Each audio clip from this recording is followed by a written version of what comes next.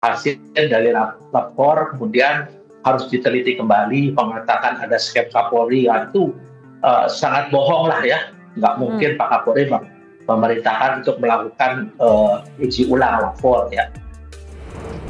Mantan Kabareskrim Polri, Komjen Purnito Sumardi, menyoroti peran Roy Suryo dalam memperumit proses penyelidikan dugaan ijazah palsu milik Joko Widodo.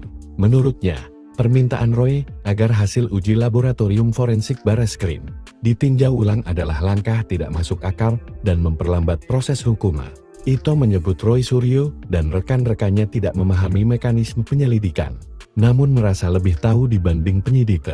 Ia juga menuding bahwa opini Roy yang meragukan independensi laboratorium Bareskrim dan mengusulkan pengujian ulang ke luar negeri, seperti Singapura, justru memperkeruh situasi. Ia menegaskan bahwa Polda Metro Jaya sudah tepat menangani kasus ini, karena lokus delikti dan kompleksitasnya berada di wilayah hukum mereka. Bahkan penarikan laporan oleh Pradi bersatu dari Bareskrim ke Polda Metro dianggap langkah efisien.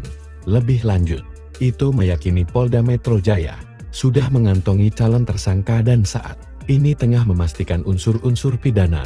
Meski begitu, ia menilai laporan pencemaran nama baik serta dugaan penghasutan bisa terbukti apabila ijazah tersebut dinyatakan asli oleh pengadilan.